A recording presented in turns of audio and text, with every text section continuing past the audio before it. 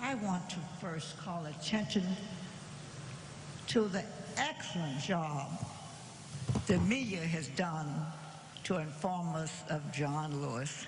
Hasn't the media been tremendous in keeping us informed? I've never seen such coverage, but John deserved it. But I want to talk a moment in my presentation on John before he became famous. I met John. I came to Atlanta. Lillian Miles and I came to Atlanta on the same day.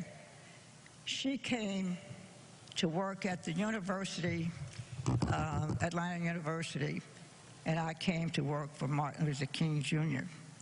in the Southern Christian Leadership Conference.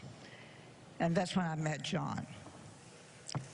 Saw him all the time. We were all involved in the same quest for equity and justice in this America.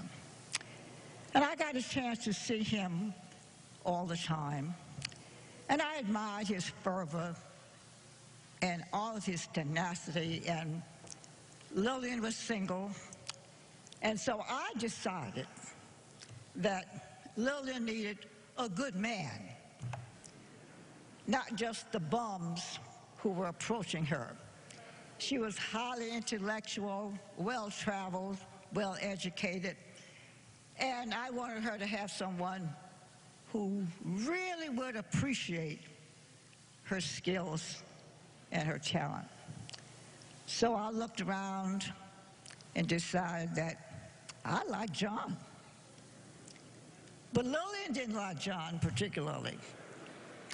And so she thought he was kind of slow. And I said, but Lillian, he's busy. He's fighting the evils of the world. And she said, yes, but. Well, I decided, girl, listen, this boy is going places. So let's see what he can do to get this thing moving. So we decided, well, I did, as her friend. And that's what you do for friends. You have to help them out. And so John had to go to the hospital for an examination, and I said, oh, Lillian, this would be a good moment for us to be Florence Nightingale. So we went to the grocery store and bought a little bunch of flowers and took it to the hospital. I said, he'll be impressed, because he was a little slow, too. And I said, we'll go to the hospital, and that would just impress him, that he will notice you more because you're bringing him flowers while he's in the hospital. Well, we got in the hospital, and there was a young woman already there, and she was straightening out his pillow and adjusting his comfort. And then Lillian said, oh, shoot. Well, I said, but I've already asked John, John, do you have a young woman who you are especially interested in? And he said, well, not really. And I said, that's not the answer I'm looking for. I want a more definitive answer, because I got some things in mind. Well, you know, John was just slow about, well, not really. Well, I decided on New Year's Eve. Lillian was single, as I said, and didn't have any plans. So I said, well, I'll have a dinner party, invite the two of them, and maybe they'll give us a chance. Well, I was known as the one who gave big parties, so Lillian thought I was going to have a big party. John thought I was having a big party. When they got to my house, there was only room for 3 of us. The 2 of them and me. And so now we're discussing the wiles of the world, and I'm hoping now that they're going to get a little closer and closer. Well, and when John didn't have a date, on New Year's Eve, I knew he didn't have a commitment. Everybody has a date on New Year's Eve with somebody somewhere. So I figured, well, I'm ahead of the game now. It's New Year's Eve, and here I've got him. And then things start happening. And still slowly, not fast enough for me, but I was patient. And finally, Lillian said, I do like him. I said, okay, I'm ready now. I'll set a date, got a dress ready, and we're going to have a wedding. And so, and I'm not really sure. I asked John not too long ago, did we ever ask you, would you take her? I don't think I ever got much opportunity to propose. We just had a wedding.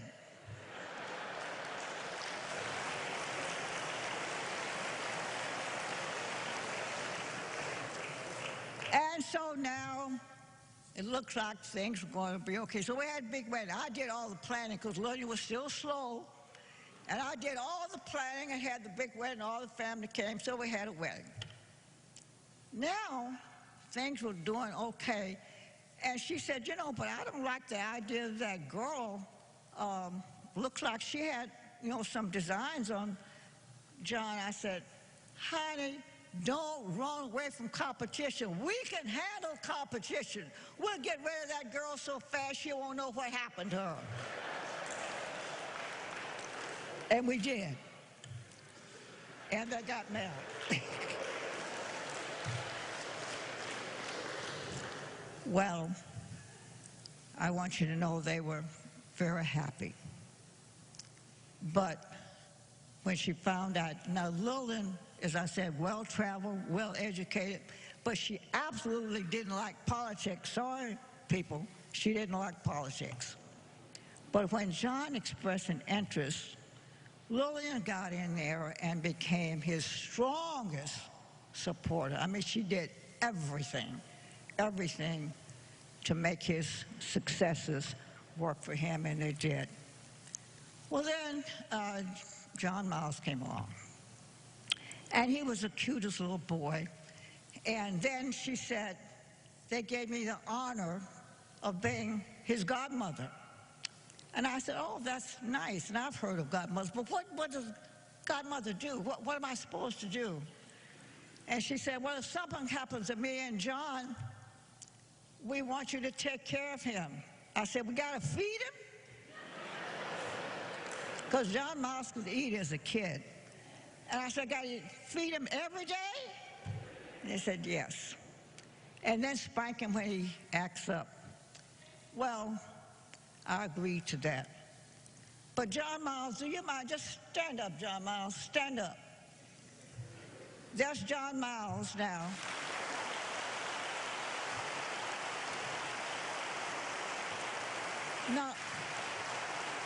Now, wait a minute.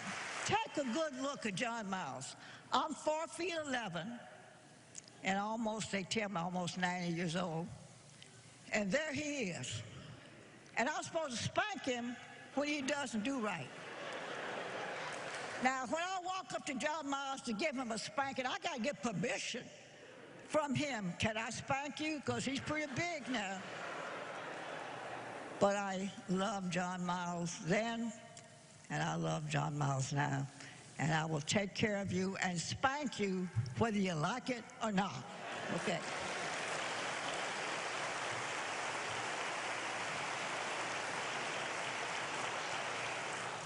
But Lillian and John stayed married. I put it together, but it lasted 43 years. That's not a bad record, is it? They were happy, and Lillian gave him every support a wife could ever give a partner. And they gave love to John Miles in the process. John was an unusual individual.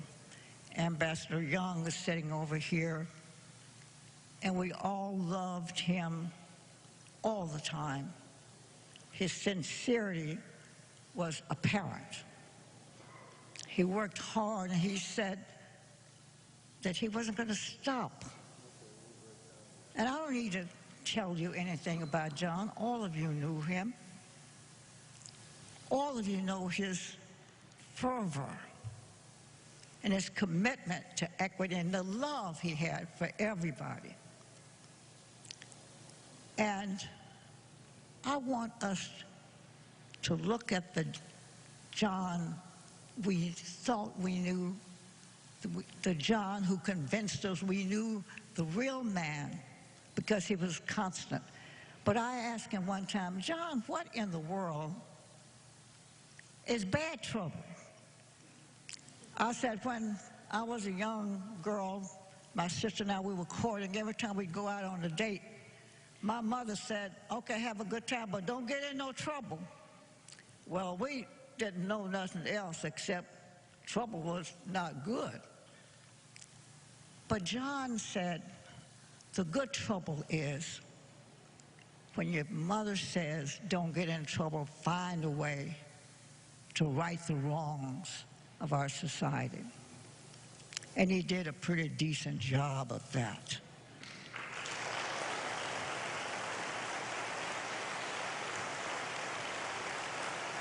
And during this week, John was on television all day, every day. And I love young people. And I had an opportunity when people know that I like young people. So I was invited to speak to a group of kids. And I said to them, as you're watching television, I want you to know that's not a public relations program you're watching. That's a story of a man who lived the life they're talking about. John made a decision on the kind of life he was going to live. And I said to those young people that you have the responsibility of making your life have the meaning you want it to be. You can either decide to be the bank robber or the bank owner. It's your choice. The man you're seeing on television decided that his life was going to have a quality to it. Do as much as you can, as long as you can, as often as you can, because that's what John Lewis did. We won't forget John, but I would want to tell you, don't sit here and listen to these praises. Don't forget what you read in the newspapers, how wonderful he was. Do something about the man he asked us to be in ourselves, and that is be kind to everybody, love everybody, speak up and speak out. I don't need to tell you that. You know what he said. But what you can do, and I want to advise you and admonish you to really give meaning to the John we love, vote. Thank you.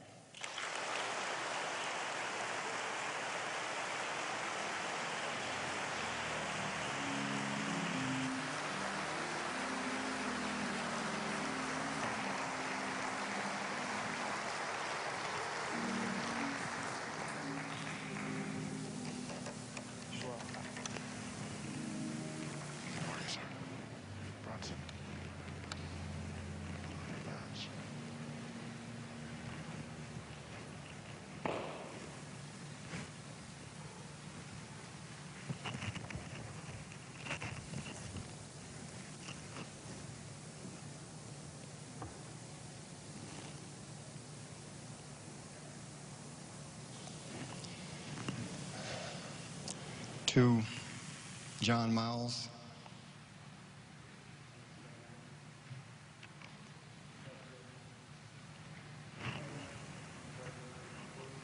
Obama, Speaker Pelosi, Madam Mayor, Romans 8:18 tells us, "For I consider the sufferings of the present time to not be worthy of the glory which shall be revealed to us." When I met John Lewis over 40 years ago, our lives intersected because in 1960 he came to my hometown, Raleigh, North Carolina, to form SNCC at a small black college, Shaw University, where my father, who is president of the NAACP, led nightly civil rights demonstrations.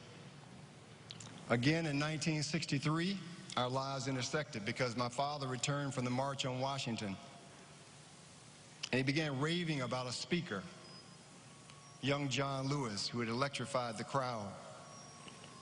And so imagine when I finally met him in Atlanta in 1976 as a young law student, it was a transcendent moment, like meeting a historical figure, Thomas Jefferson or Benjamin Franklin, who wrote the Declaration of Independence. But yet here was someone who had made America live up to those noble words. Right.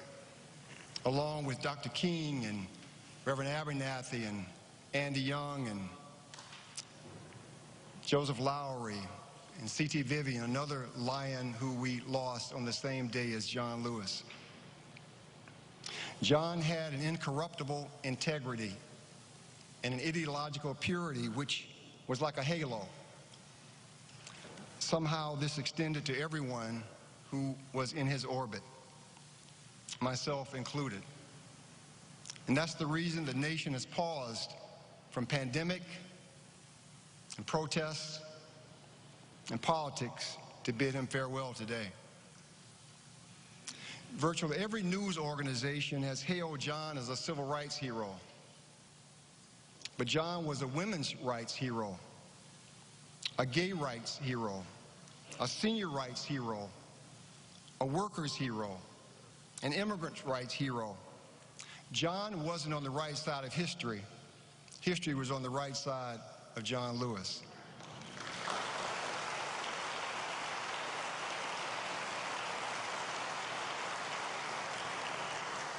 And in his spare time, he introduced the legislation to create the African American History Museum. And he fought the bigots in Congress for 15 years until he triumphed yet again against insurmountable odds. One of his proudest moments was standing at the dedication of that monumental structure 4 years ago.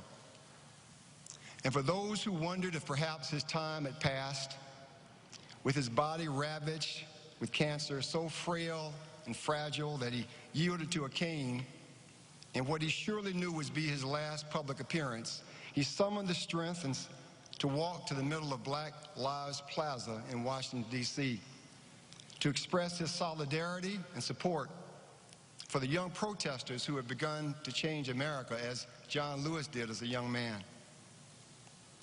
They say that the victors write history, and so I declare today that the history of the 20th century, as it is written, John Lewis will stand beside Gandhi and King and Mandela as one of the great transformative freedom fighters of humankind.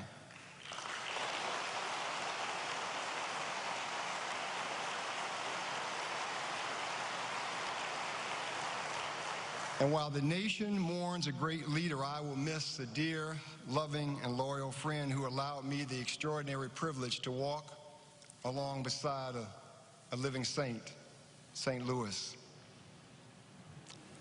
In the last days of his life, when we both knew that death was imminent, I desperately wanted to tell John about how much he had meant to me and to the country. But in a solemn moment, he pulled me closer and he whispered, "Everyone has to vote in November. It is the most important election ever."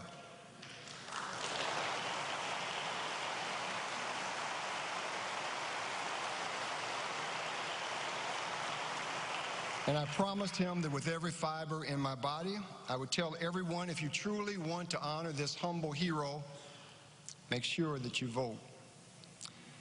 1 Corinthians tells us when faith, hope, and love remain, the greatest of these is love. John Lewis was love. Good night, sweet prince, and may flights of angels carry thee to thy rest. Thank you.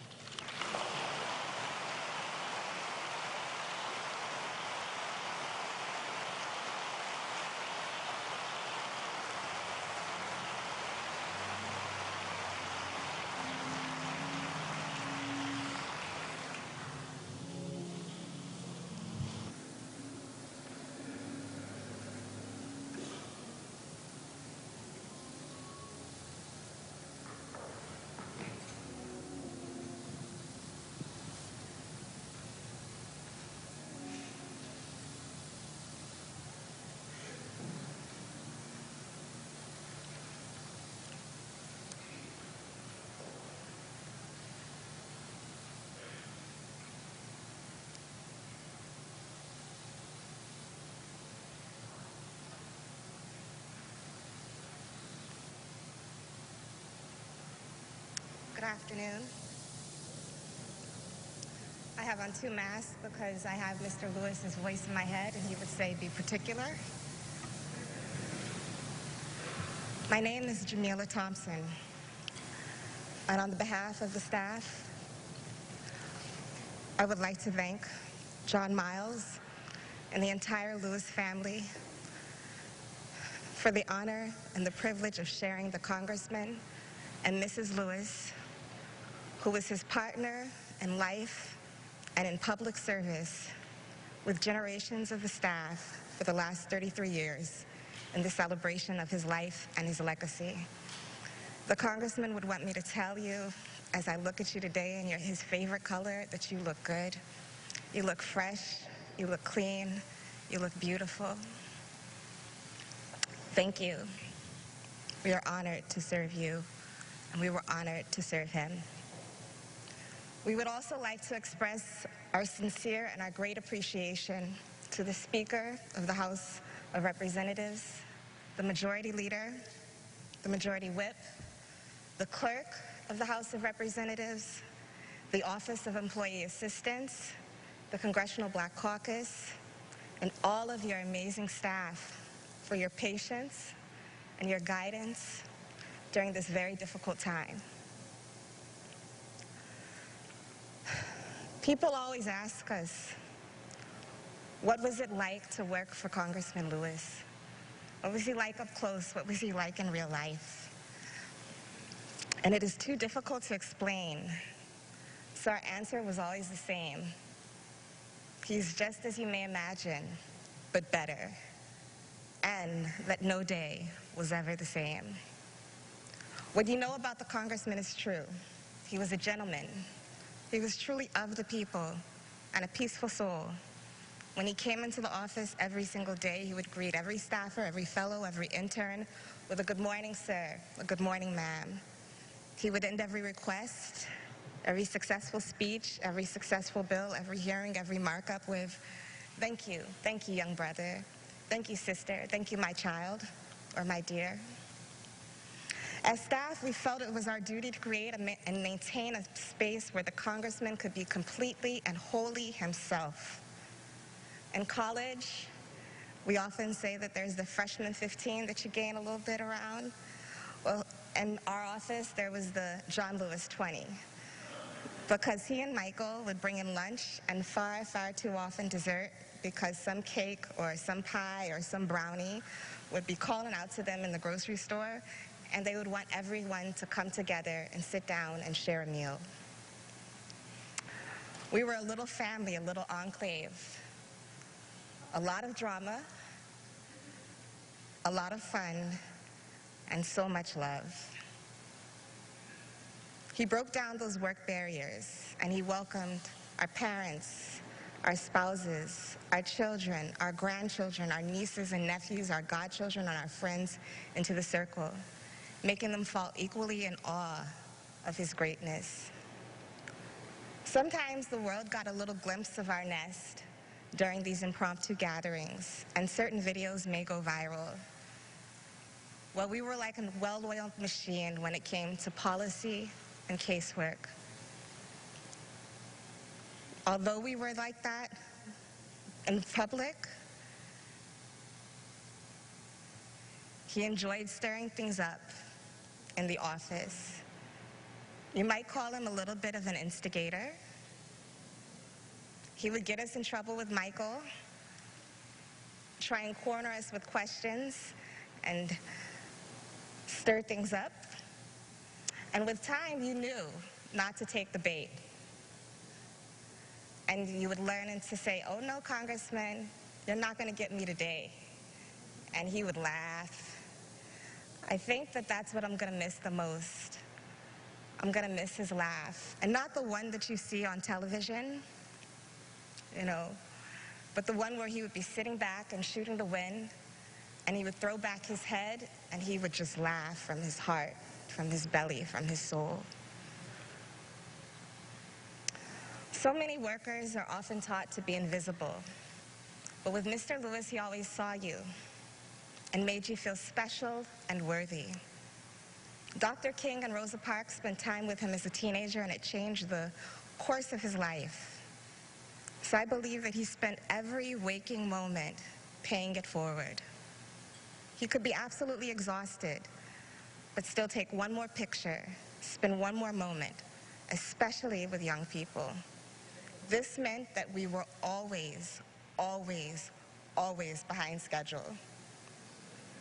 So the very first lesson in staffing the congressman was to learn to operate on John Lewis time, which translates into late, but trusting that it would always work out. As he told everyone, he could outwalk the entire staff.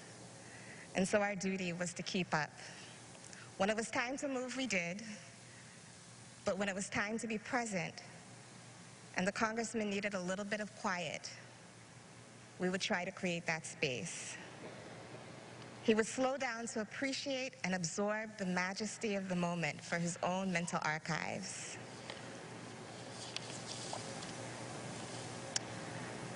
Just as we tried to preserve the sanctity of his space, he allowed us to be our true and authentic selves, just the very best version.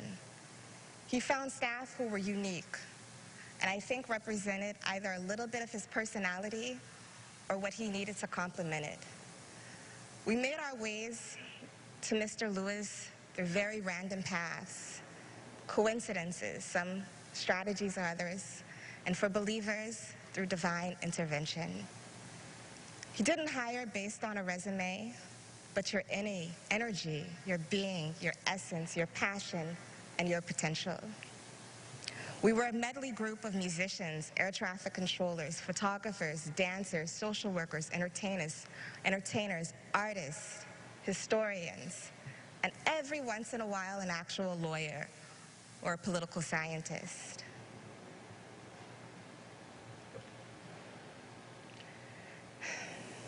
He got all into our business.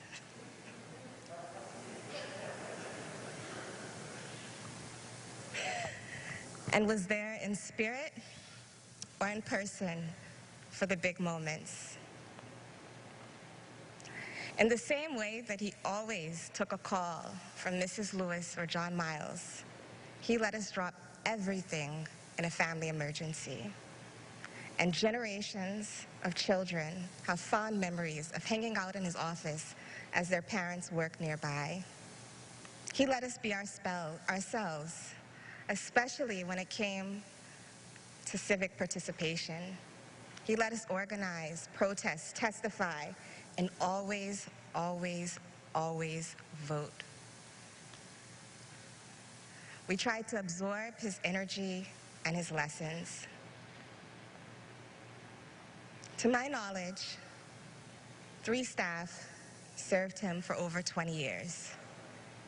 Ruth Berg, Terry Butler, and first cousin, Michael Collins.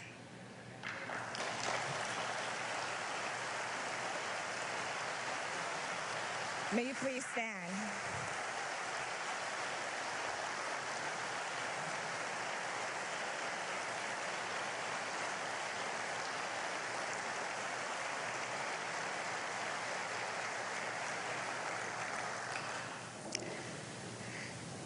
And there's a whole generation of staff who are right behind them at 19, at 15, at 17, at 12, at 10 years, at 14 years.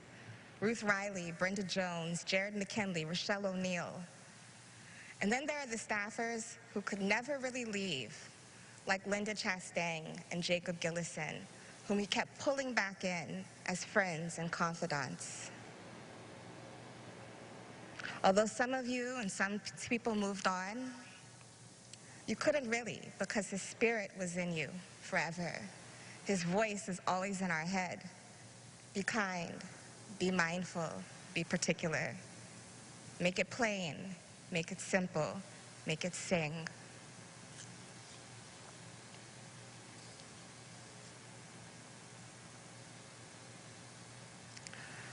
Working for him was a little bit of a nightmare sometimes.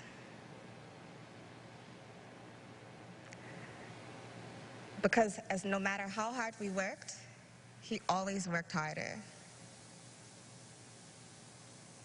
Every single day he woke up at the crack of dawn, watched the news, and read the newspapers. His memory was like a living encyclopedia, which means he forgot nothing and could pull something back from 10 years ago because he knew it was the same staff and we were still there. He expected us to be informed with facts from primary sources, not hearsay. And when he walked into the office, he would ask what constituents were calling and writing about and add that information to his endless archives. You learned the hard way, or the subtle way, because he was not direct, that when he asked you a question, he usually knew the answer, but wanted to see whether or not you could represent him and his constituents.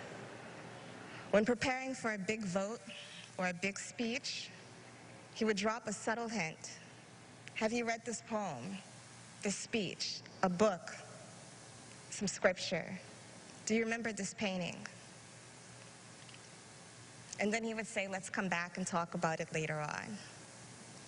This little hint would prepare you for the aftermath of those executive sessions that he had with himself. And after those sessions, we would learn how and in which direction the Spirit moved him. And then we would have our marching orders. He would take the essence of a complicated policy and make it accessible and real to the people. The congressman loved serving on the Ways and Means Committee. He always showed up, and he hated to miss votes on the floor. Let me say that again. He could not stand to miss votes. The voice messages I have from him about the votes that he was about to miss are still on my phone to this day. This is the reason why we are so thankful that Congressman Kildee and his staff were willing to serve and to help us cast his ballots during this pandemic and to serve as his proxy. The congressman would walk the halls or sit in committee or sit in the office, and he loved the beauty of the House of Representatives. He loved its closeness to the people and the complicated reflection of the status of our nation. Every visitor to our office received a full dose of Southern hospitality, the offer of a Georgia Coke, some peanuts, a brief tour of his office, and some time on our beloved balcony with its stunning view of the U.S. Capitol. While he loved his country and all its people, the record should be clear on his immense pride in representing Georgia's 5th Congressional District. He was so proud to represent Metro Atlanta and all of its cities, all of its counties, and all of its people. He was on a mission to serve, to make them feel heard, respected, and represented, regardless of where they fell on the political spectrum. The constituents were our compass, and Congressman Lewis worked around the clock to find solutions to their challenges. When it came to public service and public policy, his name did not need to be on the headlines or on the front lines. It was the action and the results that mattered. Not every problem needs a bill. And he could always find compromise without compromising his values or his principles when the challenge presented itself. He played the long game, and he knew every trick in the book. And he expected the staff to fight in a nonviolent manner for the people. When constituents were concerned about the rights of Soviet Jewry, he took action. When faced with inequality in health services, he advanced technical changes to reduce the cost and increase services to life-saving care, especially for the issues that affected communities of color, like kidney disease and COPD. When workers faced pensions issues, he found ways to give them security. When families were separated by immigration policies, he worked around the clock to reunite them. When people couldn't get their Social Security checks, he fought, and sometimes for years, to make that happen. When taxpayers and workers struggled with an outdated bureaucracy of the IRS, he worked to modernize the entire agency. When he heard from frustrated veterans, he fought for their respect, their earned benefits, and their care. When he saw an alarming increase in abusive relationships, he developed strategies to stop the cycle before it began. When some tried to eliminate the U.S. Institute of Peace, he found a way and built a coalition to keep that building and the prospect and the hope of peace still alive. When he was worried about the state of our globe for generations yet unborn, he introduced the Environmental Justice Act. When looking at the rights of marginalized communities around the world, he worked to diversify the face of our diplomacy and insert empathy and standards to our global policies.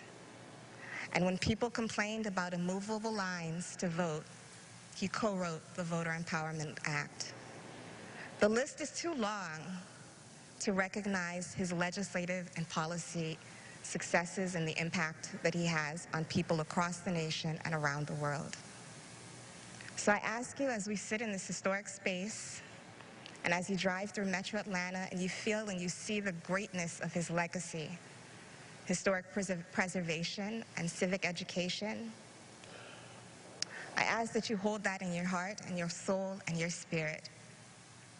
He felt that we needed to know and study our history to make sure that we never repeated it. He was both human and divine. It is so difficult to explain the magnitude, the genius, the gentle grace of this man. I would ask at this moment for the staff to take a stand, please, so that you can see and know just a sample of who we are.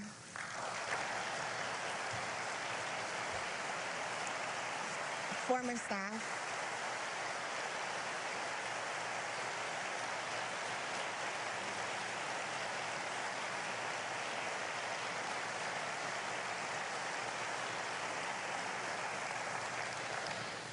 thank you. A few years ago, we had a reunion, and we realized that there aren't that many staff. We have a lot of interns and a lot of fellows, but the congressman held us close. I don't think that there are many offices where you have the opportunity to hold your boss's hand and to adjust his tie and to tell every person that you love them. He created this space. He created this family. As a staff, we are heartbroken. We are lost. But we know that the work continues. The fight remains. And we must not get lost in the sea of despair. So if asked how you may honor the congressman, I will echo the words of the greats who stood here before.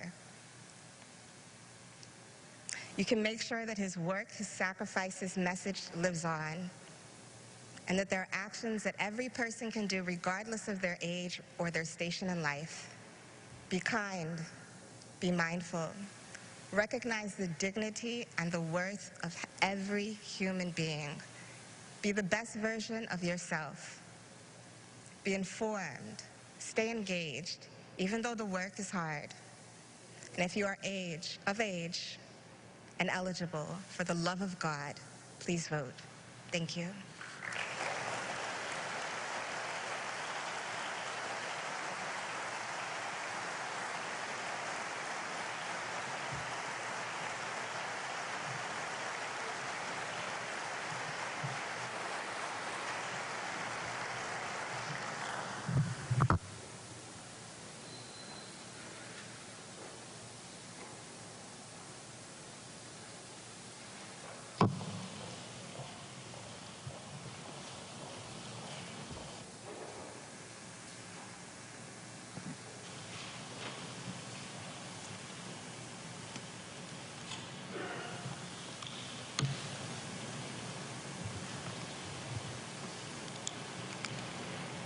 Good afternoon, everyone. My name is Sheila O'Brien, and I am the sixth niece of Congressman John Lewis. To each distinguished guest, member of clergy, family, and friends, on behalf of the Lewis family, we would like to say thank you from the very depths of our hearts for the outpour of love, support, words of encouragement, and prayer. The honor, the respect, the camaraderie that has been bestowed upon the Lewis family will never be forgotten. We would also like to take this opportunity to give a heartfelt thanks to the Chief of Staff, Michael Collins, who has now become first cousin, and to each staff member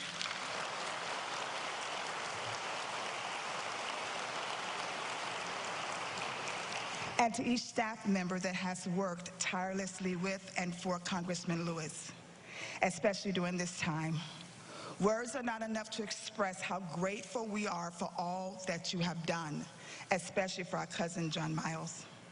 I am here today to pay tribute to a man that was larger than life. To the world, he is known as the Honorable Congressman John Lewis. But to his siblings, he is affectionately known as Robert. And to his many nieces and nephews, he is known as Uncle Robert. So if you would permit me to just call him Uncle Robert right now, I'd be grateful. Uncle Robert loved his family, and we, as you can tell, loved him. He was the son to our grandparents, Eddie Lewis, who we called Granddaddy Buddy, and Willie Mae Lewis, who we called Ma. He was the husband to one wife, our Aunt Lillian, the father to one son, our cousin John Miles, and the brother to a lot of siblings. Too many to name right now, we don't have time. While we knew how important he and his work was to the world, when we were with him, we saw Uncle Robert.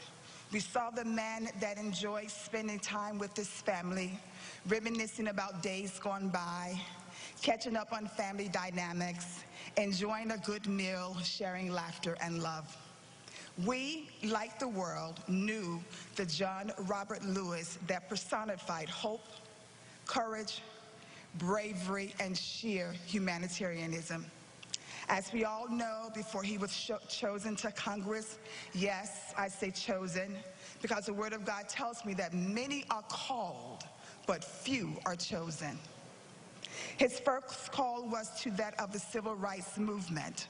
For the last 60 years, as a non-violent civil rights activist, he was the voice for those that couldn't speak, the feet for those that couldn't walk, and the champion of injustice for those that couldn't fight. He, along with many other civil rights icons, became the change agents that the world so desperately needed. As a member of Congress, he was known as the conscience of Congress. For over 30 years, he stood in solidarity with the 5th Congressional District of Georgia. He has been recognized, revered, and held to the highest esteem for the work he's done to build a better community. He broke barriers.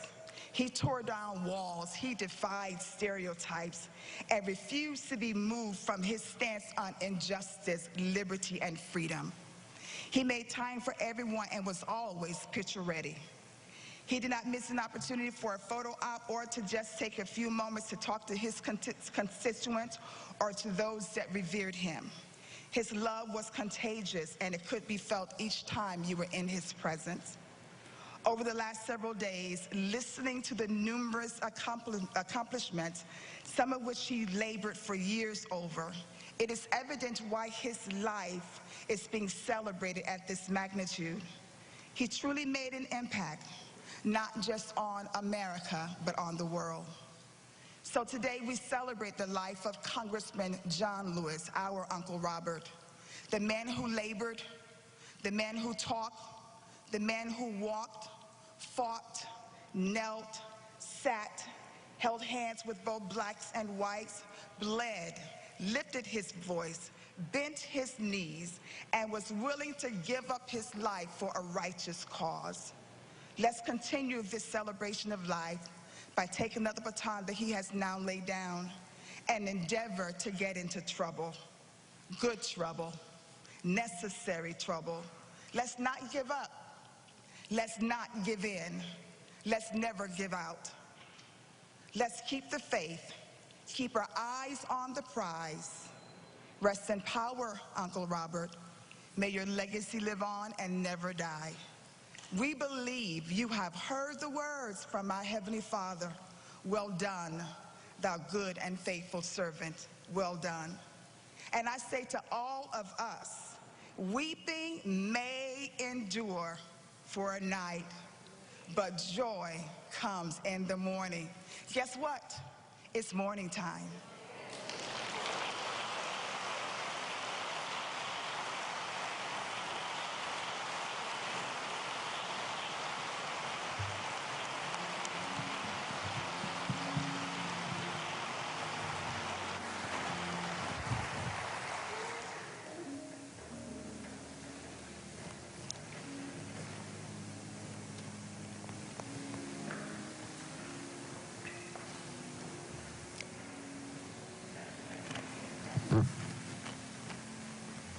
A few years ago, Congressman John Lewis attended the inauguration of an American president.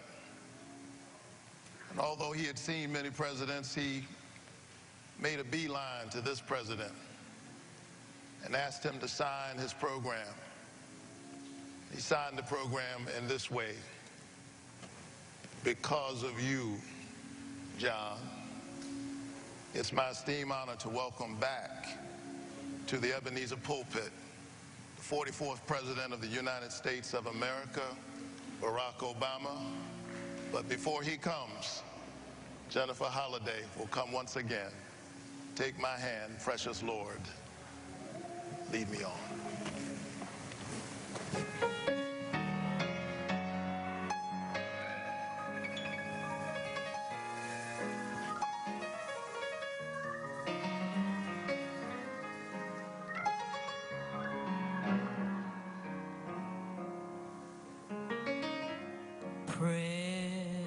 Precious Lord,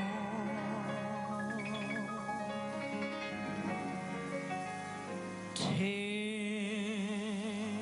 my hand, lead me on, let me stand. I am tired. I am weak. I am worn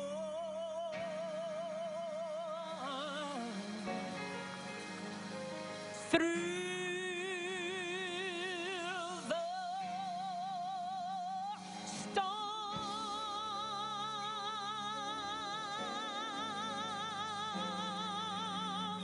through the night. Lead me on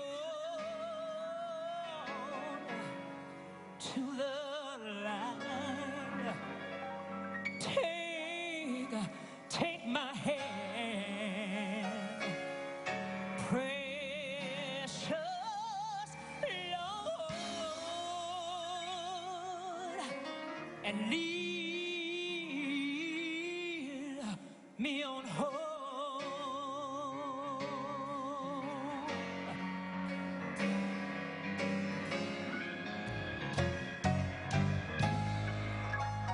When my way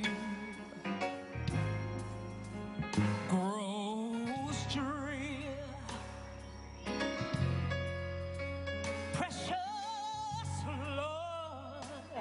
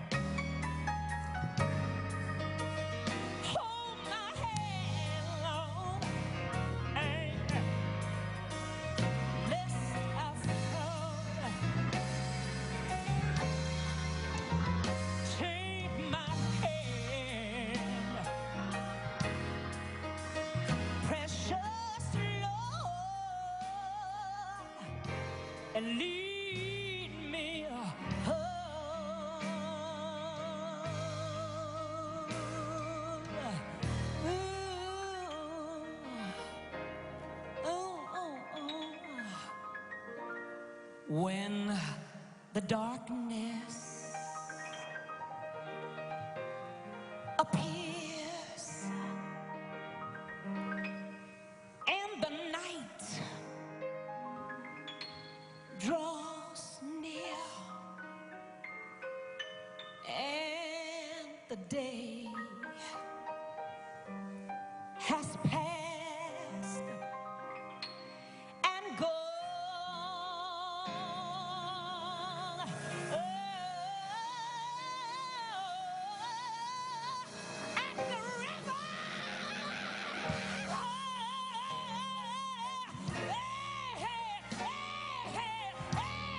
at the river I stand. God, my feet, Lord, please take my hand.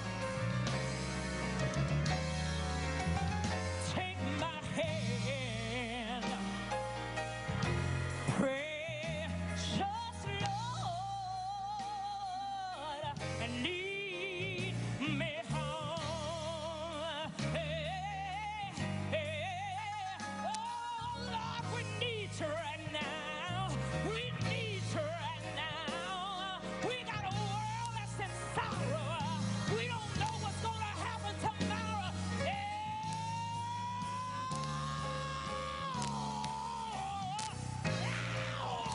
Take my hand, hold my hand, Lord.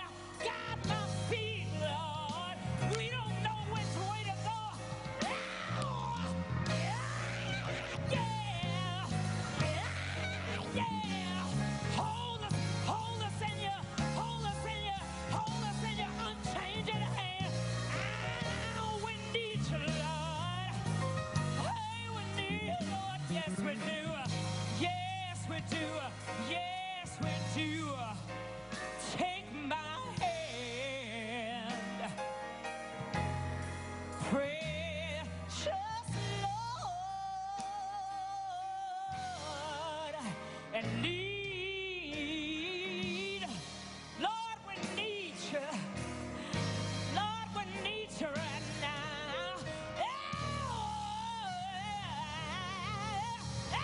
Oh, yeah, yeah, yeah, yeah, yeah, yeah, yeah, yeah, yeah.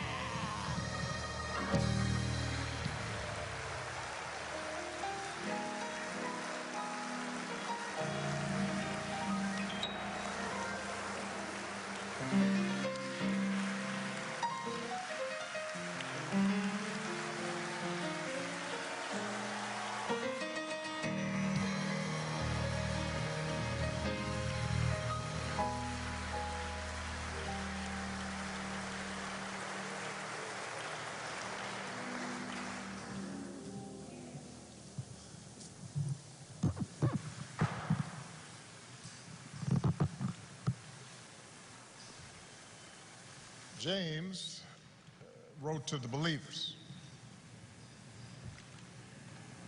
"Consider it pure joy, my brothers and sisters, whenever you face trials of many kinds, because you know that the testing of your faith produces perseverance. Let perseverance finish its work, so that you may be mature and complete, lacking nothing." It is a great honor to be back in Ebenezer Baptist Church, in the pulpit of its greatest pastor, Dr. Martin Luther King Jr., to pay my respects to perhaps his finest disciple, an American whose faith was tested again and again to produce a man of pure joy and unbreakable perseverance, John Robert Lewis. to those who have spoken, to Presidents Bush and Clinton, Madam Speaker, Reverend Warnock, Reverend King, John's family, friends, his beloved staff, Mayor Bottoms. I've come here today because I, like so many Americans, owe a great debt to John Lewis and his forceful vision of freedom. You know, this country is a constant work in progress. We're born with instructions to form a more perfect union. Explicit in those words is the idea that we're imperfect. That what gives each new generation purpose is to take up the unfinished work of the last and carry it further than any might have thought possible. John Lewis, first of the Freedom Riders, head of the Student Nonviolent Coordinating Committee, youngest speaker at the March on Washington, leader of the march from Selma to Montgomery, member of Congress representing the people of this state and this district for 33 years, mentor to young people, including me at the time, until his final day on this earth. He not only embraced that responsibility, but he made it his life's work, which isn't bad for a boy from Troy. John was born into modest means. That means he was poor.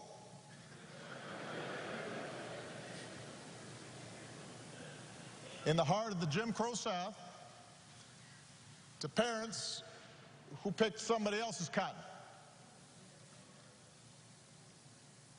Apparently, he didn't take to farm work. On days when he was supposed to help his brothers and sisters with their labor, he'd hide under the porch and make a break for the school bus when it showed up. His mother, Willie Mae Lewis, nurtured that curiosity in this shy, serious child. Once you learn something, she told her son, once you get something inside your head, no one can take it away from you. As a boy, John listened through the door after bedtime. His father's friends complained about the Klan. One Sunday as a teenager, he heard Dr. King preach on the radio. As a college student in Tennessee, he signed up for Jim Lawson's workshops on the tactic of nonviolent civil disobedience. John Lewis was getting something inside his head, an idea he couldn't shake, took hold of him, that nonviolent resistance and civil disobedience were the means to change laws, but also change hearts and change minds and change nations and change the world. So he helped organize the Nashville campaign in 1960. He and other young men and women sat at a segregated lunch counter, well-dressed, straight back, refusing to let a milkshake poured on their heads or a cigarette extinguished on their backs or a foot aimed at their ribs. Refused to let that dent their dignity and their sense of purpose. And after a few months, the Nashville campaign achieved the first successful desegregation of public facilities in any major city in the South. John got a taste of jail for the first, second, third, well, several times. But he also got a taste of victory, and it consumed him with righteous purpose. And he took the battle deeper into the South.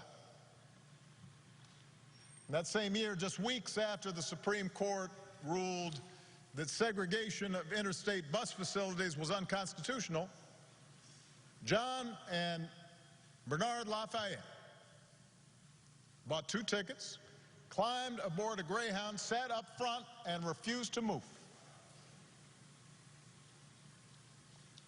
This was months before the first official freedom rides. He was doing a test. Trip was unsanctioned. Few knew what they were up to. And at every stop through the night, apparently, the angry driver stormed out of the bus and into the bus station. And John and Bernard had no idea what he might come back with, or who he might come back with.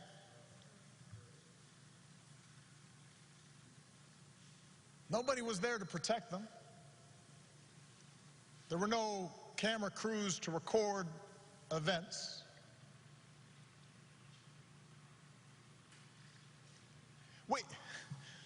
You know, sometimes, Rev, we read about this and we kind of take it for granted. Or at least we act as if it was inevitable. Imagine the courage of 2 people Malia's age, younger than my oldest daughter, on their own, to challenge an entire infrastructure of oppression. John was only 20 years old, but he pushed all 20 of those years to the center of the table, betting everything, all of it, that his example could challenge centuries of convention and generations of brutal violence and countless daily indignities suffered by African Americans. Like John the Baptist preparing the way. Like those Old Testament prophets speaking truth to kings. John Lewis did not hesitate, and he kept on getting on board buses and sitting at lunch counters, got his mugshot taken again and again, marched again and again on a mission to change America.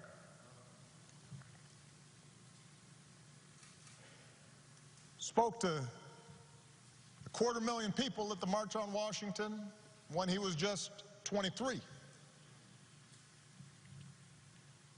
Helped organize the Freedom Summer in Mississippi when he was just 24. At the ripe old age of 25, John was asked to lead the march from Selma to Montgomery. He was warned that Governor Wallace had ordered troopers to use violence. But he and Hosea Williams and others led them across that bridge anyway. And we've all seen the film and the footage and the photographs. President Clinton mentioned the trench coat, the knapsack, the book to read, the apple to eat, the toothbrush. Apparently, jails weren't big on such creature comforts. And you look at those pictures, and John looks so young, and he's small in stature, looking every bit that shy, serious child that his mother had raised, and yet He's full of purpose. God's put perseverance in it.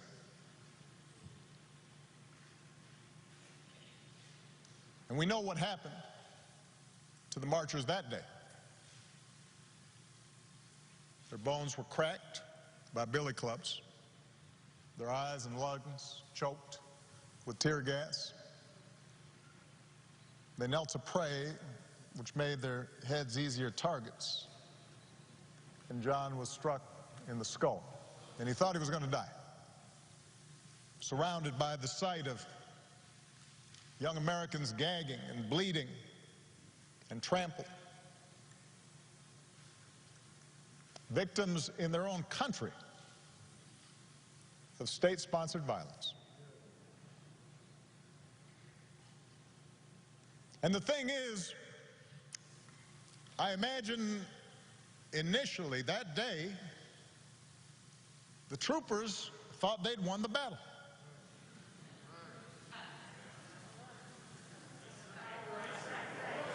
You can imagine the conversations they had afterwards.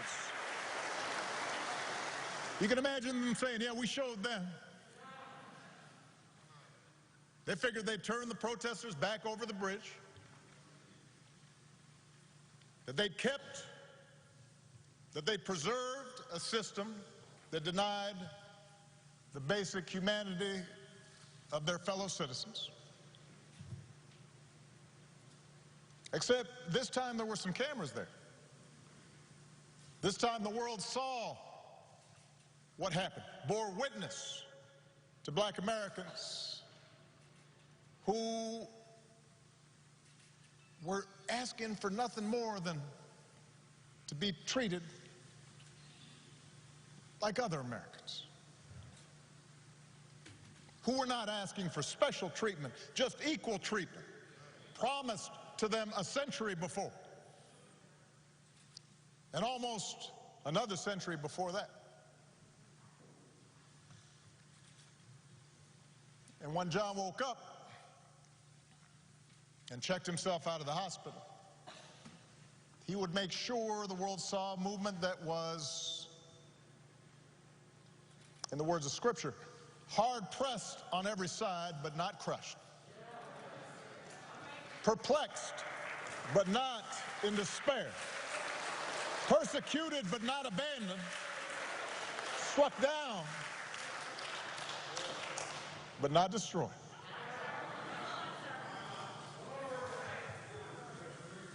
So he returned to Brown Chapel, a battered prophet, bandages around his head.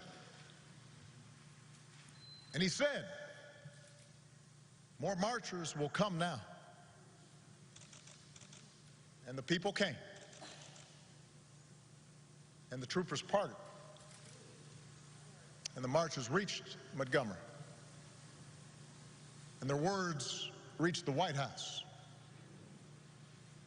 And Lyndon Johnson, son of the South,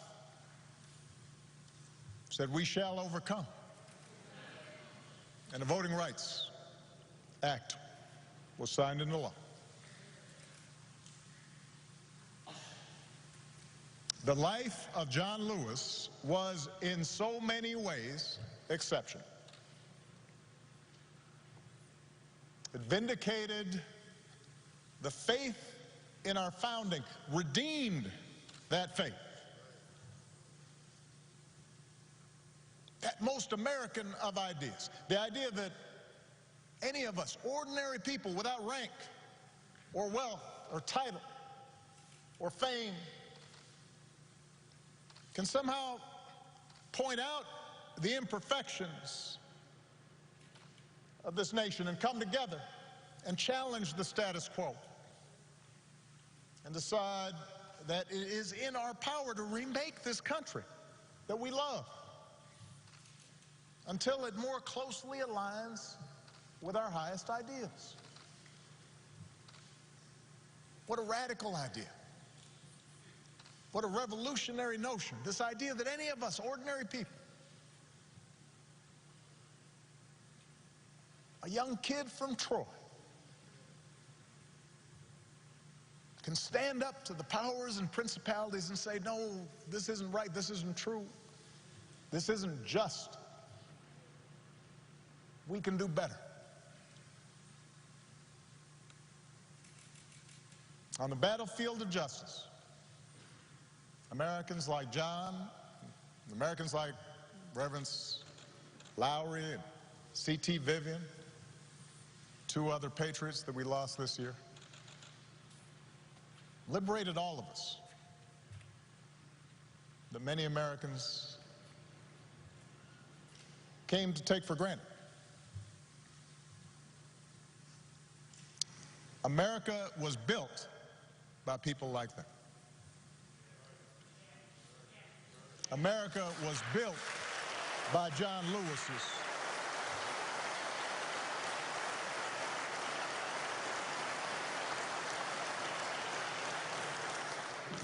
He, as much as anyone in our history, brought this country a little bit closer to our highest ideals. And someday, when we do finish that long journey towards freedom, when we do form a more perfect union, whether it's years from now or decades or even if it takes another 2 centuries, John Lewis will be a founding father of that fuller, fairer, better America.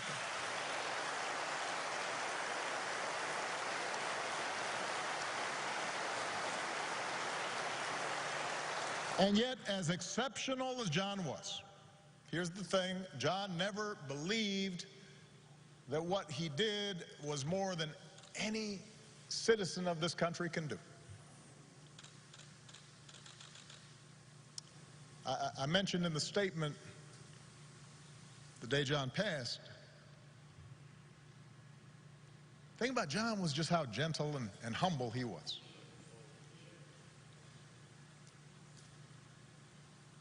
And despite this storied, remarkable career,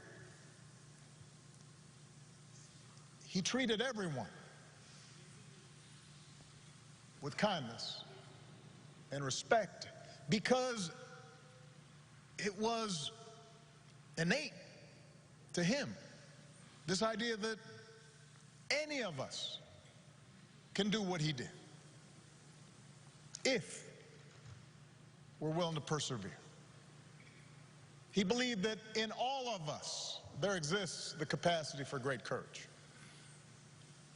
That in all of us there's a longing to do what's right. That in all of us there's a willingness to love all people and to extend to them their God-given rights to dignity and respect.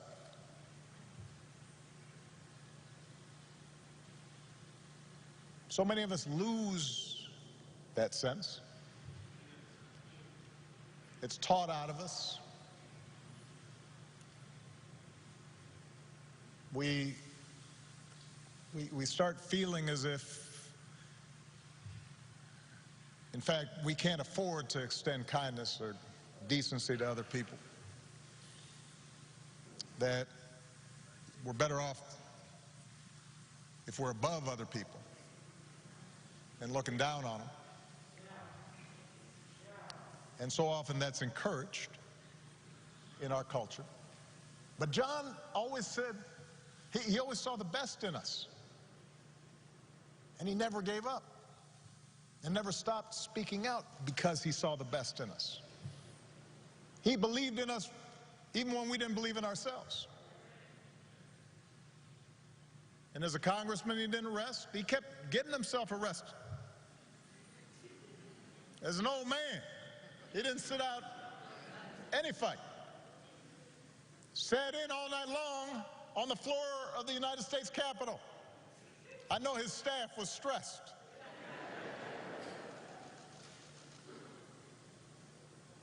But the testing of his faith produced perseverance. He knew that the march is not over, that the race is not yet won, that we have not yet reached that blessed destination where we are judged by the content of our character. He knew from his own life that progress is fragile, that we have to be vigilant against the darker currents of this country's history, of our own history, with their whirlpools of violence and hatred and despair that can always rise again. Bull Connor may be gone, but today we witness with our own eyes police officers kneeling on the necks of black Americans. George Wallace may be gone, but we can witness our federal government sending agents to use tear gas and batons against peaceful demonstrators.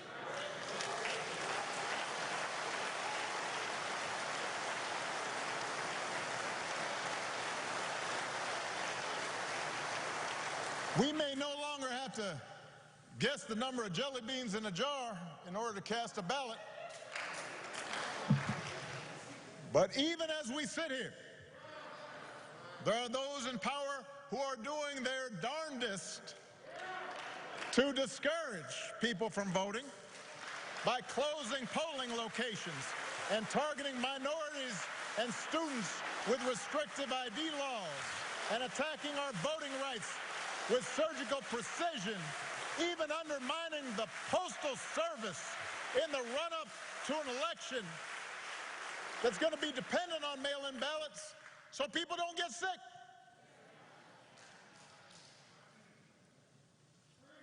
Now, I know this is a celebration of John's life. There are some who might say we shouldn't dwell on such things. But that's why I'm talking about it. John Lewis devoted his time on this earth fighting the very attacks on democracy and what's best in America that we're seeing circulate right now.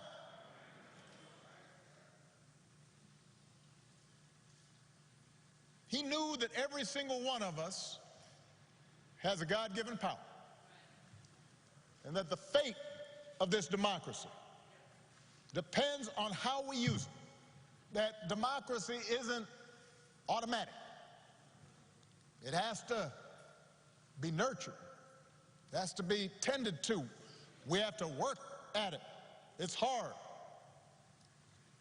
And so he knew that it depends on whether we summon a measure, just a measure of John's moral courage to question what's right and what's wrong and call things as they are. He said that as long as he had a breath in his body, he would do everything he could to preserve this democracy. And as long as we have breath in our bodies, we have to continue his cause. If we want our children to grow up in a democracy, not just with elections, but a true democracy, a representative democracy, in a big-hearted, tolerant, vibrant, inclusive America of perpetual self-creation, then we're going to have to be more like John. We don't have to do all the things he had to do because he did them for us. But we got to do something.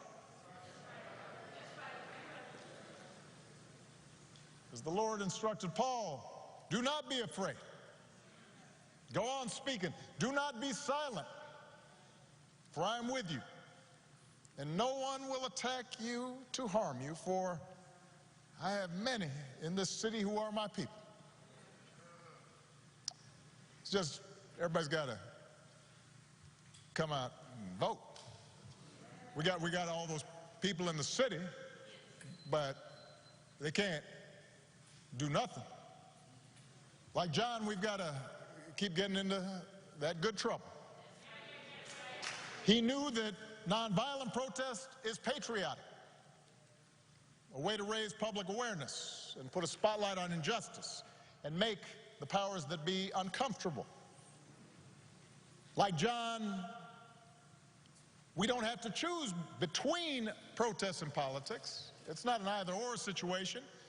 It's a both-and situation.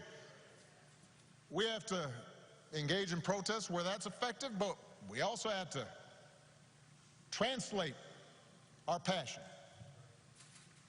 and our causes into laws, institutional practices.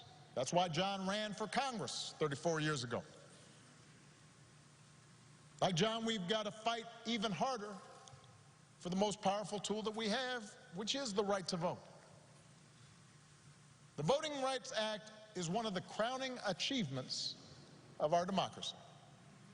It's why John crossed that bridge. It's why he spilled his blood. And by the way, it was the result of Democratic and Republican efforts. President Bush, who spoke here earlier, and his father signed its renewal when they were in office.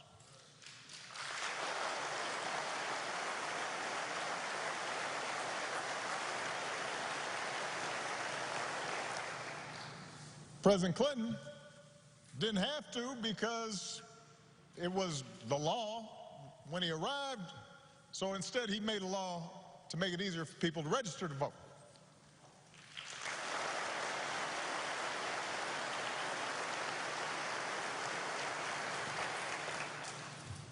But once the Supreme Court weakened the Voting Rights Act, some state legislators unleashed a flood of laws designed specifically to make voting harder, especially, by the way, state legislators where there's a lot of minority turnout and population growth. That's not necessarily a mystery or an accident.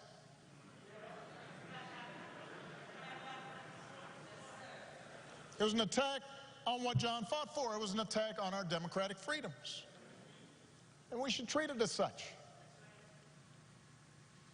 If politicians want to honor John, and I'm so grateful for the legacy and work of all the congressional leaders who are here, but there's a better way than a statement calling him a hero.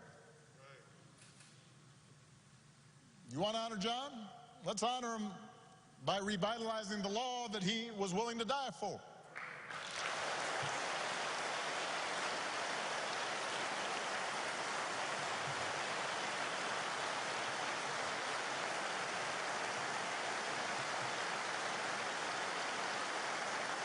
And by the way, naming it the John Lewis Voting Rights Act, that is a fine tribute. But John wouldn't want us to stop there, just trying to get back to where we already were. Once we pass the John Lewis Voting Rights Act, we should keep marching to make it even better by making sure every American is automatically registered to vote, including former inmates who've earned their second chance. By adding polling places and expanding early voting and making Election Day a national holiday. So if you are somebody who's working in a factory, or you're a single mom who's got to go to her job and doesn't get time off, you can still cast your ballot by guaranteeing that every American citizen has equal representation in our government, including the American citizens who live in Washington, D.C. and in Puerto Rico. They're Americans.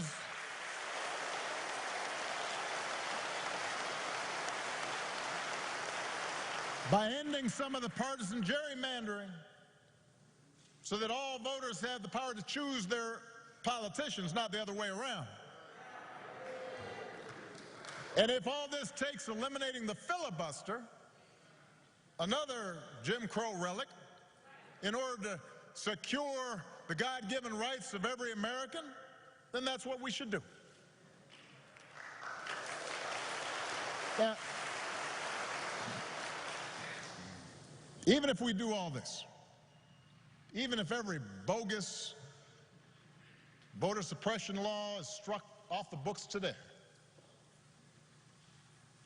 we've got to be honest with ourselves that too many of us choose not to exercise the franchise. Too many of our citizens believe their vote won't make a difference, or they buy into the cynicism that, by the way, is the central strategy of voter suppression, to make you discouraged, to stop believing in your own power. So we're also going to have to remember what John said. If you don't do everything you can do to change things, then they will remain the same. You only pass this way once. You have to give it all you have. As long as young people are protesting in the streets, hoping real change takes hold, I'm hopeful, but we can't casually abandon them at the ballot box. Not when few elections have been as urgent on so many levels as this one. We can't treat voting as an errand to run if we have some time. We have to treat it as the most important action we can take on behalf of democracy. And like John, we have to give it all we have.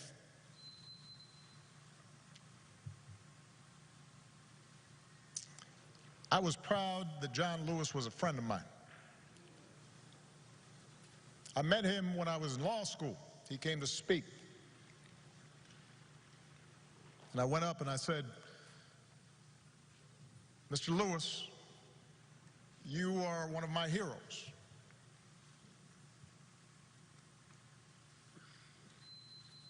What inspired me more than anything as a young man was to see what you and Reverend Lawson,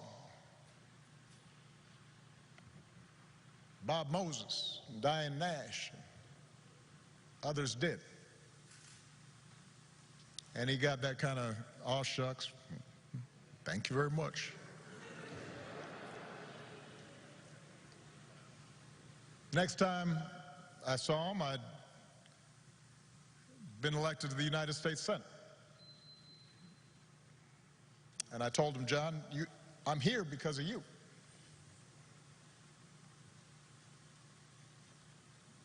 And on Inauguration Day in 2009, he was one of the first people I greeted and hugged on that stand. And I told him, this is your day too.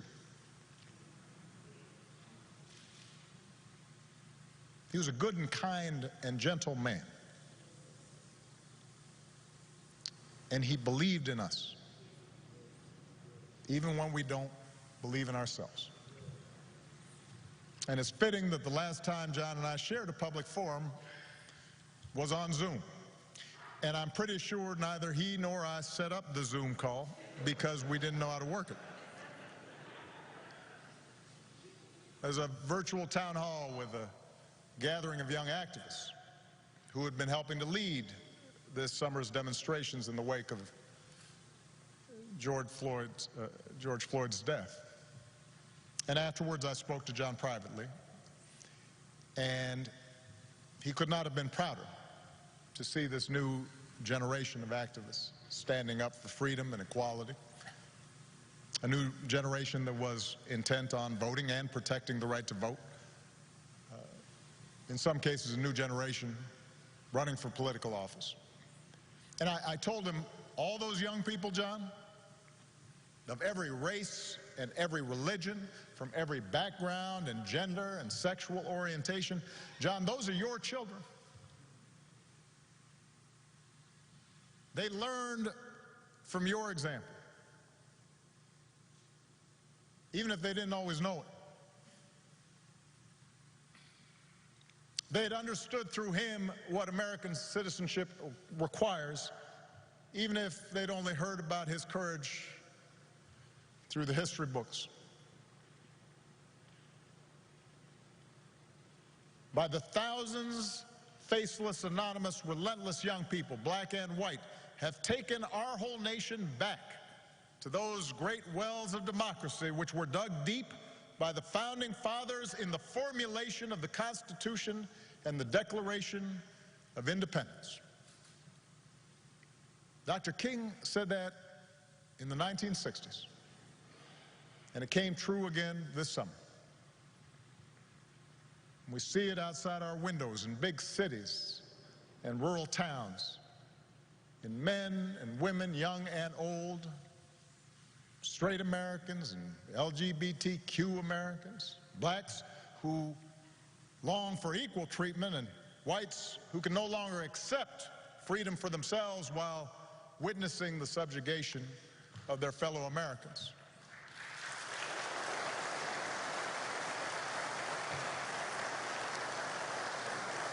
We see it in everybody doing the hard work of overcoming complacency, of overcoming our own fears and our own prejudices, our own hatreds. You see it in people trying to be better, truer versions of ourselves. And that's what John Lewis teaches us. That's where real courage comes from. Not from turning on each other, but by turning towards one another. Not by sowing hatred and division, but by spreading love and truth. Not by avoiding our responsibilities to create a better America and a better world, but by embracing those responsibilities with joy and perseverance, and discovering that in our beloved community, we do not walk alone. What a gift John Lewis was. We are all so lucky to have had him walk with us for a while and show us the way. God bless you all. God bless America. God bless this gentle soul who pulled it closer to its promise. Thank you very much.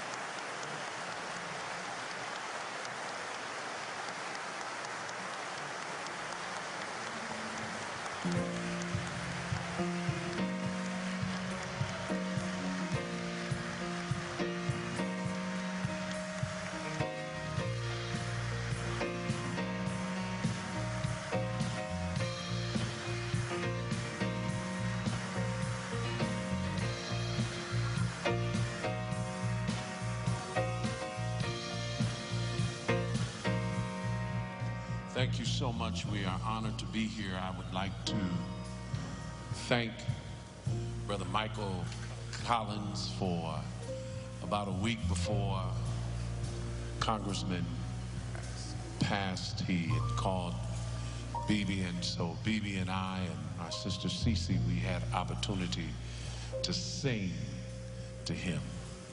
And one of the songs, we sang songs differently, but the one song I'd like for everyone that would just join in with me and say, we shall overcome.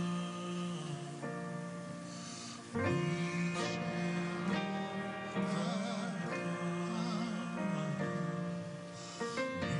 overcome.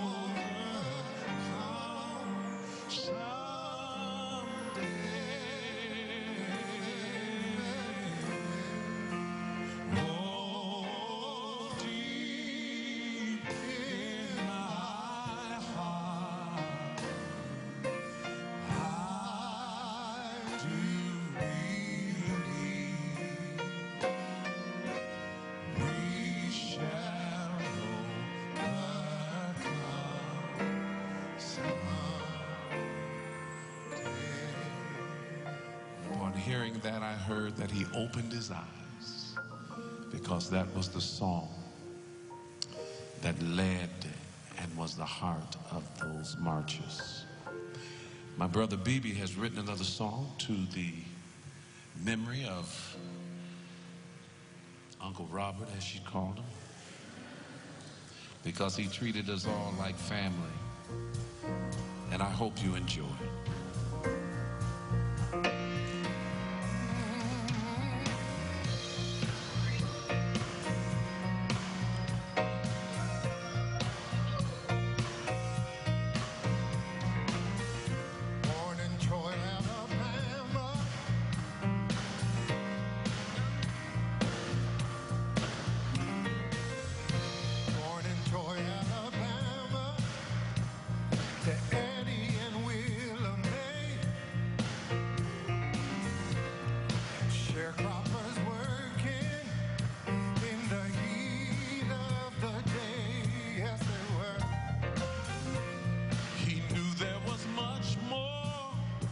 So he asked the Lord to show, yes he did, all he achieved in his life. We already know that he was there when you caught in a hurry.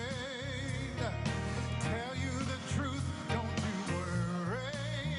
He was willing to fight in the struggle, and he was willing to get in good trouble. Yes, he was. He was willing to get in good trouble.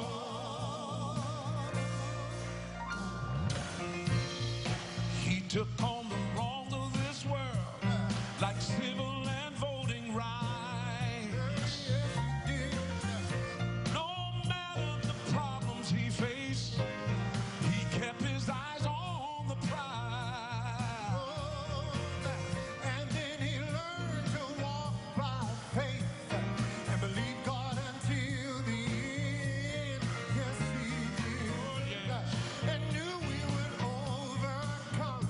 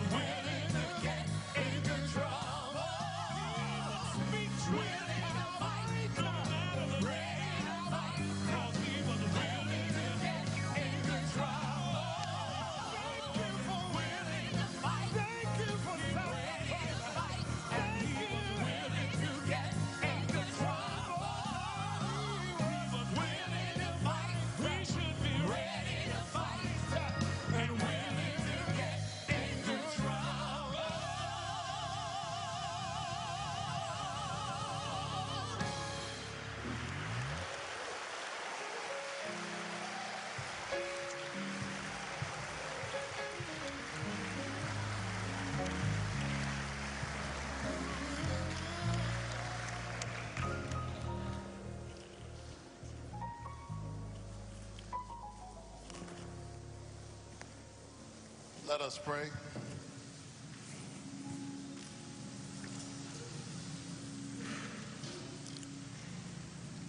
And when he shall die, take him and cut him into stars.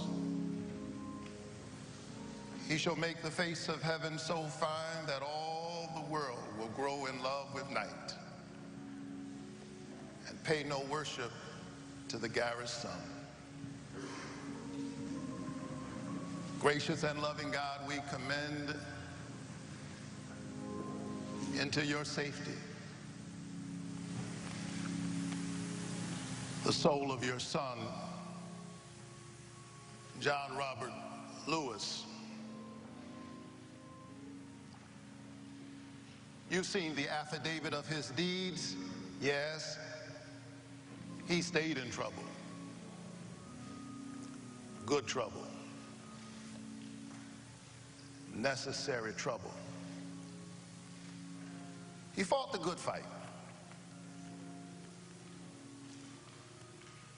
He finished his course. He kept the faith. And now henceforth is laid up for him a crown of righteousness. But not only to him, but to all those who love God's appearing. Now part of a great mighty cloud of witnesses is he. These are they who have gone through the great tribulation. They have washed their robes in the blood of the Lamb.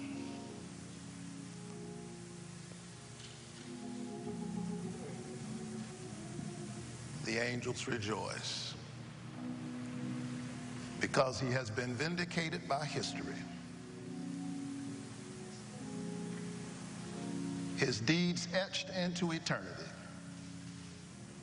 and his soul received into your glory. In the name of the God who loves us into freedom and frees us into loving, through Jesus Christ our Lord, we pray. Amen.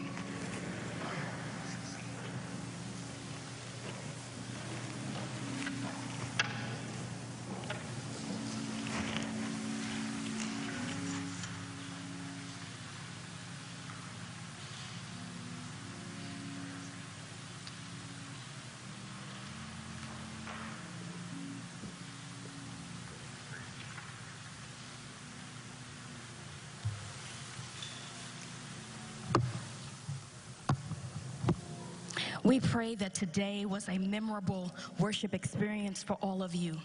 Now, Pastor Warnock will greet the family along with Reverend Dr. Bernice King, and then we will follow the Department of Defense's instructions as they carry out our Representative Lewis.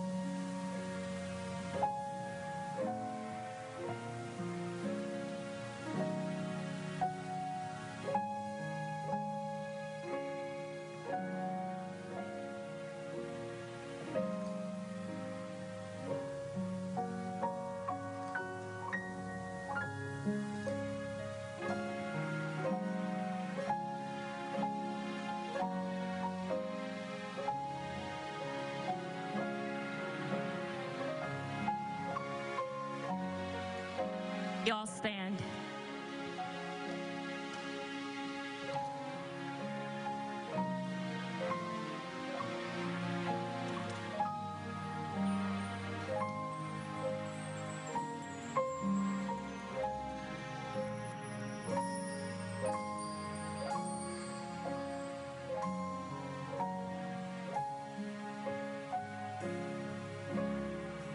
family may remain seated. Thank you.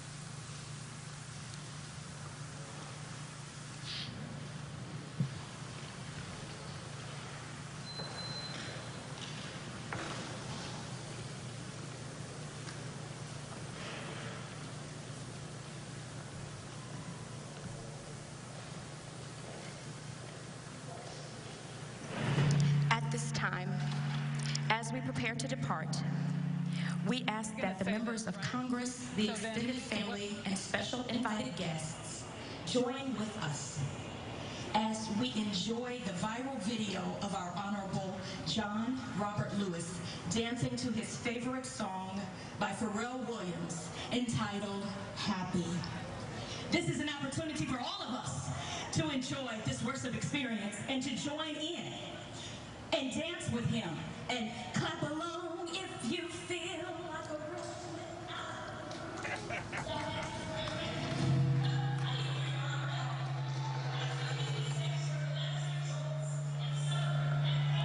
And that concludes the funeral service for Congressman John Lewis in what might be the most powerful, one of the most powerful events I've ever witnessed, a memorial that was also about an effort to revitalize a movement and to encourage people to vote in this election as a tribute to John Lewis and all that he fought for the 45 times that he was arrested, for the time that his skull was fractured and that he was badly beaten in an effort to enfranchise millions and millions of voters, particularly African Americans and minorities. The body of John Lewis will now head to Southview Cemetery for burial. This is the same cemetery where his wife of more than 40 years is buried. And Lewis will receive military honors. A 7-member firing party will complete a 3-volley salute. There will be a bugler playing taps, and Lewis's family will receive the American flag that has been covering his casket. I want to bring in our CBS This Morning Saturday co-host, Michelle Miller, who has been covering all 6 days of these tributes to Lewis, not only from his home in Alabama, but to Washington, D.C., and now here in Georgia, which he represented in Congress for more than 30 years. And Michelle, we heard the Reverend pastor of this church saying only John Lewis could bring together 3 former living presidents in a tribute to his life and his legacy. And I have to take a minute to bring into view a tweet that I received. And it wasn't a very kind tweet, but it was this man, John Lewis, our congressman, is receiving the honor that we would bestow presidents. And I had to remind him through a tweet that yes, there are people who feel as though he is a founding father of this nation in restoring the vote for so many people. That is truly what Barack Obama mentioned. I mean, there were 3 points he made in his eulogy. 1, young people, get out and vote, encouraging everyone to vote this November and not to be discouraged by what he called the cynicism of a movement to suppress their vote. He also likened the protests of today with those of yesteryear in the 1960s, likening the Bull Connors, the Birmingham police chief who sicked dogs on protesters and hoses, fire hoses on them, and likening them to the officers who put their knee on the neck of George Floyd. And then finally, he called for the restoration of the Voting Rights Act, the act that he said that John Lewis was willing to die for. And in those 3 ways, he is truly in the moment of capturing so many people here who felt as though, you know, this was the man fighting for them. In fact, I heard someone say, well, our former president just dropped the mic. President Obama saying, we're born with instructions to form a more perfect union. And explicit in those words is the idea that we're imperfect. He said John Lewis was an American whose faith was tested again and again to produce a man of pure joy and unbreakable resilience. And as you mentioned, comparing him to a founding father in the effort to build a more perfect union. CBS News correspondent Mark Strassman has been here with us as well outside Ebenezer Baptist Church, where thousands gathered to watch the service for John Lewis. Mark? Nora, you mentioned the word powerful to describe the memorial service for Congressman Lewis, and that was certainly evident out here. Hundreds of people were out here standing, watching this big screen TV. There's a pandemic going on. There was rain in the forecast, and yet they all just wanted to be here. And by be here, I mean be here in this moment. They weren't looking down at their phones. They were looking up at the big screen TV and hanging on every word. I talked to one visitor from New York who was here who told me I couldn't imagine being anywhere else. A woman from Atlanta said, he sacrificed so much for me. Giving up a morning is the least I can sacrifice for him. And so now behind me, you see the hearse that's going to take him now to Southview Cemetery. I wanted to quickly touch on one other thing.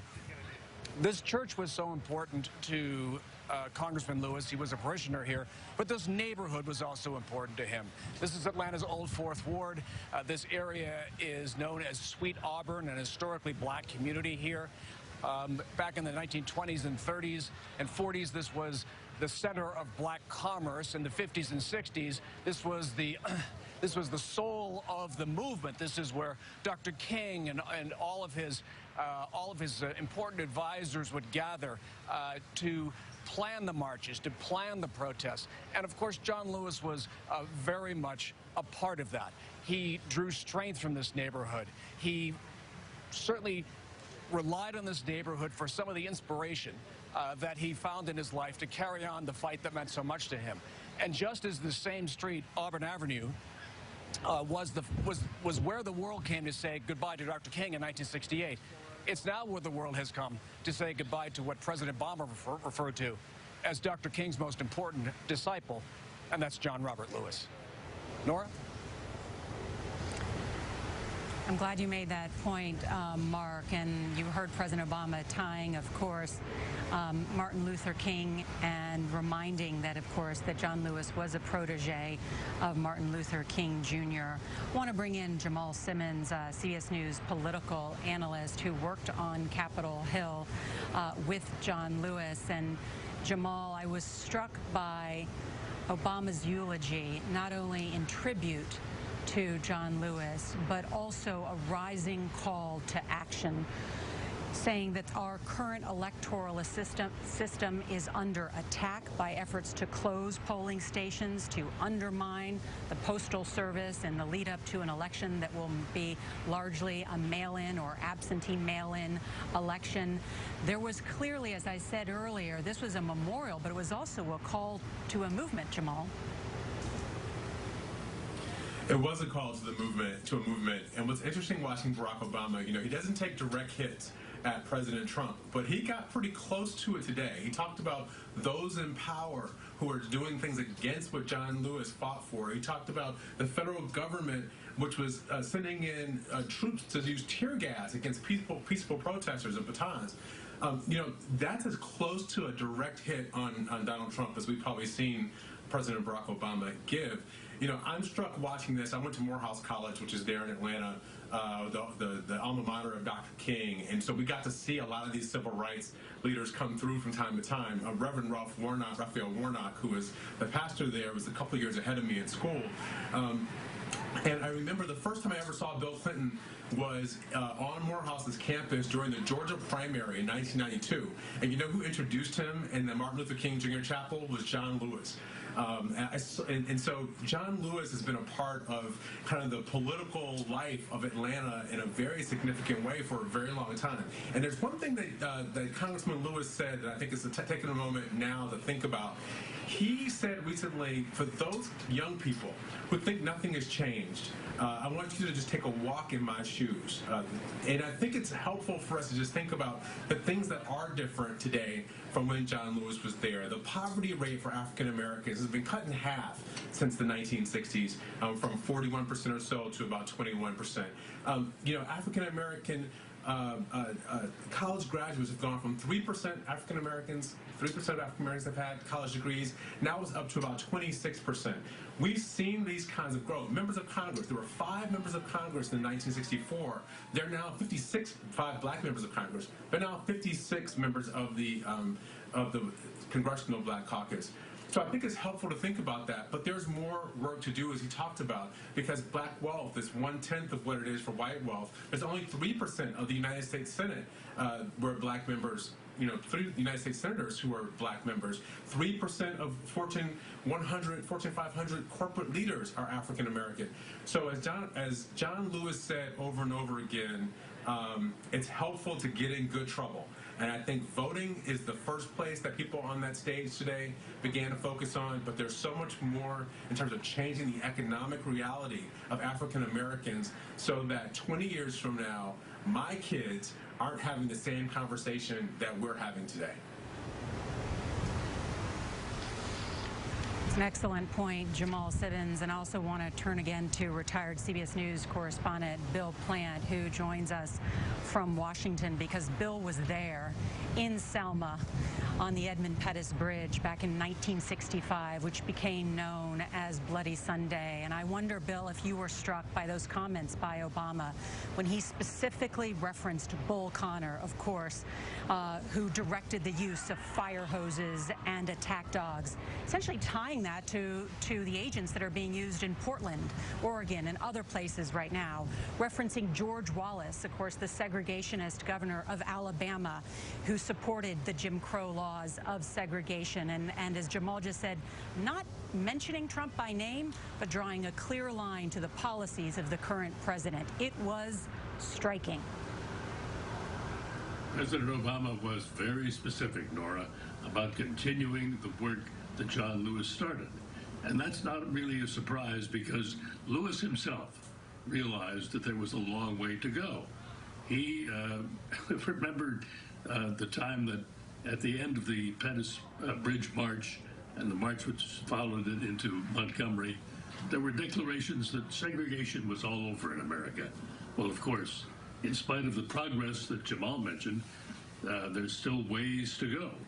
And Lewis continued that struggle for all his life. He told me once, he said, I think it's important for those not even born to know what happened, to know the price that was paid. And he didn't preach religion out loud, but he lived it. He lived it through the rest of his life. And we certainly saw that in the remembrance today, Nora.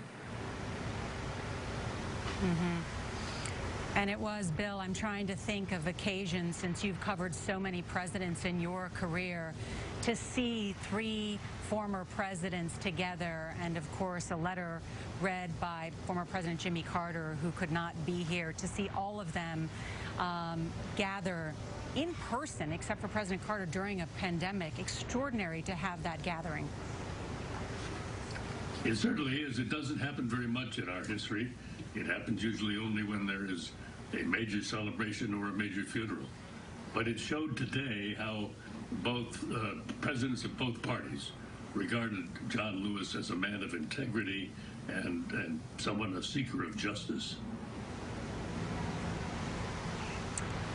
Well said, Bill. And as was pointed out, that President George W. Bush signing into law the Voting Rights Act as well. I want to bring in Chief Congressional Correspondent Nancy Cordes, who joins us from Capitol Hill. And Nancy, as was mentioned, John Lewis was known as the conscience of the Congress. And you heard the many mentions today, not only to honor John Lewis's legacy by going out to vote, but also the calls to rename the Voting Rights Act that is up in the House and has been stalled in the Senate after John Lewis. Right, but many Democrats feel, Nora, that that should just be the first step. And while that is a fitting tribute, a fitting honor to rename the bill after him, what would really cement his legacy, they say, would be to pass the bill. It has already passed the House. It has gone nowhere in the Republican-led Senate. And even over the past week, as John Lewis has been so much in the news, his accomplishments, his legacy, we have not gotten any indication that the Senate might take up that bill anytime soon. Broadly, what it would do is restore some of the protections that were stripped away by a Supreme Court ruling a few years ago that enabled some states to put new restrictions in place on voting, whether it's voting registration, early voting, that kind of thing. So it's something that John Lewis was very passionate about, very involved in the crafting of that bill, and something he dearly wanted to see passed. And so that's why you heard not just Nancy Pelosi, but former President Barack Obama mention it today and argue that perhaps the filibuster itself in the U.S. Senate, this grand tradition in the U.S. Senate, should be stripped away if that's what it takes eventually to get that law passed. Yeah, and forgive me if you mentioned this, Obama calling it a relic of the Jim Crow era, the filibuster. Does in the Senate is it enables you to block legislation because you need to pass a 60-vote threshold. If you got rid of the filibuster, you could pass bills with 51 votes, a simple majority, which is great when you're in the majority, not so great when you're in the minority. It basically strips away a lot of your power, makes the Senate look a lot more like the House. And so that's why Democrats and Republicans alike have been afraid to touch it. They worry that it would change the character of the Senate, but you have a lot of people like the former president. This is not the first time he's made this argument that perhaps you need to do away with the filibuster in order to make progress. Nancy, I want to show everyone, just as we're watching the hearse about to leave here, Ebenezer Church, I want to show everyone the picture when John Lewis left Washington and the double rainbow that appeared over Capitol Hill. This incredible picture that Speaker Nancy Pelosi mentioned today, as if a moment had happened there, signaling John Lewis's goodbye. Nancy? And Nora, that was a really striking moment. We don't get a lot of double rainbows here in Washington, D.C., and that's why it got so much attention. At the exact moment that it happened, it hadn't been raining in the District of Columbia, and yet there it was. Speaker Pelosi saying today that it was almost as if John Lewis himself were sending a message saying goodbye to his longtime colleagues, and she said today, as she has in the past few days, that he was always on the side of angels, and now he is one. It was really a striking moment to see that double rainbow, especially here in the nation's capital. Nancy Cordes on Capitol Hill. Want to also bring in CBS News political correspondent Ed O'Keefe, who watched along with us. And Ed, this was one of the most powerful events I've ever witnessed, let alone a memorial and some of the speeches in tribute to not only John Lewis's incredible legacy, but also a walk back through American history, civil rights history, and the effort to enfranchise, and what President Obama said is now an effort to disenfranchise African-American and minority votes. Yeah, it was a big day for the city of Atlanta, but underscoring what you and Nancy have just talked about there, I think it's very important that we call out the fact that the president, former president there, essentially laid the groundwork for his party to dismantle the filibuster in the Senate next year, should it get back control of that chamber, and not do so with the 60 votes you need for the so-called supermajority. He essentially just made it acceptable for Democrats to say they want to do that. It's controversial, but it's something that many believe needs to be done in order to get legislation like the Voting Rights Act passed. And I was reflecting today, Nora, on the fact that you and this funeral are in Georgia, a state that now is going to be a central battleground during this presidential election. Polling shows that Joe Biden very well may be able to take it back from Republicans. There are two competitive Senate races in that state. One of them actually involves Reverend Warnock. He is running for the Senate as a Democrat against the sitting Republican Senator Kelly Loeffler. And so this was quite a platform for him to have today. Lewis himself actually wrote in his memoir about how many back in the day believed in Atlanta that ministers should stay out of electoral politics and not necessarily campaign for office themselves, but should instead keep to the pulpit. Warnock, of a different generation, and is going to do it. And I am also struck by the fact that this great city of the South is paying tribute to a man who adopted it as his hometown. Remember, he's from Troy, Alabama, the boy from Troy. He moved to Atlanta because of his civil rights work with Dr. King, and wrote in his memoirs about how he spent most of the 1970s trying to convince people there to vote for him. He had encouraged his friends Andrew Young and Julian Bond, who later became rivals of him, to run for office. Young did, Bond didn't at the time. Lewis ran unsuccessfully for Congress in the late 1970s, falling short because he realized he wasn't enough of a name yet. Worked for Jimmy Carter and his administration, but had differences with the former president, and then ended up on the city council, and actually took a very unpopular stand by voting against building the Carter Center there in Atlanta where it was built, because he was concerned it was going to transform a neighborhood for the worst, and actually got calls from the former president asking him to support it, and he refused to do so, and he suffered politically for it. And then ran for Congress in 1986 against his former friend Julian Bond, who later ran the NAACP, of course, a civil rights activist and leader in his own regard. And he writes in his book how he said, "My beat-up blue Nikes gave out that first week of the election.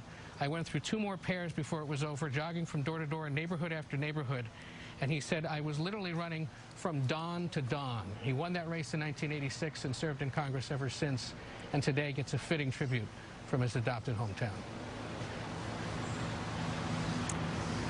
Well said, and a great piece of history there in that particular race. Ed, thank you for giving that all context. I want to bring back in Michelle Miller. We should also note this was a lesson in civil rights history, because we heard from Reverend Lawson, who was the one who preached and taught all of them the values of nonviolent protest, what to do. There's footage from back in the 60s about how to do that.